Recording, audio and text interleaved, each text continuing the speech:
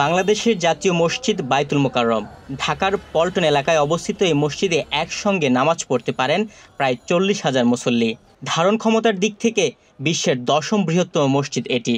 বায়তুল মোকাররম জাতীয় মসজিদ মক্কায় অবস্থিত পবিত্র কাবা ঘরের আদলে তৈরি। এই মসজিদে ইবাদত করতে দূর দূরান্ত থেকে ছুটে আসেন বিপুল সংখ্যক মানুষ। সেই সঙ্গে মসজিদের স্থাপত্যশৈলী উপভোগ করেন বিপুল দর্শনার্থী।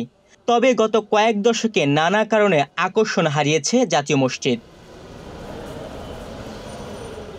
এমন পরিস্থিতিতে বায়তুল মোকাররম মসজিদকে দৃষ্টিনন্দন করতে বিশেষ প্রকল্প হাতে নেওয়া হচ্ছে।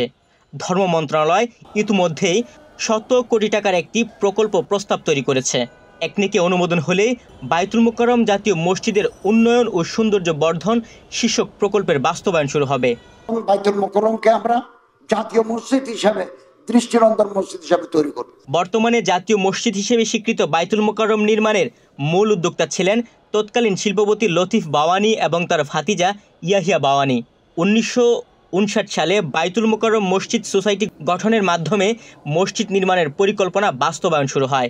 সেজন্য পুরনো ও নতুন ঢাকার মধ্যবর্তী এলাকায় 8.3 একর জায়গা অধিগ্রহণ করা হয়। জায়গাটি ছিল ঢাকার প্রধান বাণিজ্য কেন্দ্রের কাছাকাছি। সেই সময় এই জায়গায় একটি বড় পুকুর ছিল, যা পল্টন পুকুর নামে পরিচিত ছিল। পুকুরটি ভরাট করে 1950 সালের 27 জানুয়ারি পাকিস্তানের প্রেসিডেন্ট আইয়ুব খান মসজিদ নির্মাণের কাজ উদ্বোধন করেন। 1968 সালে নির্মাণ কাজ সম্পন্ন হয়। বায়তুল মোকাররম মসজিদে মোগল স্থাপত্যশৈলীর ঐতিহ্যগত বৈশিষ্ট্যের পাশাপাশি বেশ কিছু আধুনিক স্থাপত্যশৈলীর নিদর্শনও রয়েছে। মক্কায় অবস্থিত পবিত্র কাবা ঘরের আদলে তৈরি হওয়ায় বায়তুল মোকাররমের বিশেষ বৈশিষ্ট্যমণ্ডিত, যা এই মসজিদটিকে দেশের অন্য যে কোনো মসজিদ থেকে আলাদা করেছে। 1975 সালের 28 মার্চ থেকে ইসলামী ফাউন্ডেশন বাংলাদেশ এই মসজিদের রক্ষণাবেক্ষণ করে আসছে। মসজিদের নিচতলায় রয়েছে মার্কেট কমপ্লেক্স, দোতলা থেকে 6 তলা পর্যন্ত প্রতি তলায় নামাজ আদায়ের ব্যবস্থা রয়েছে।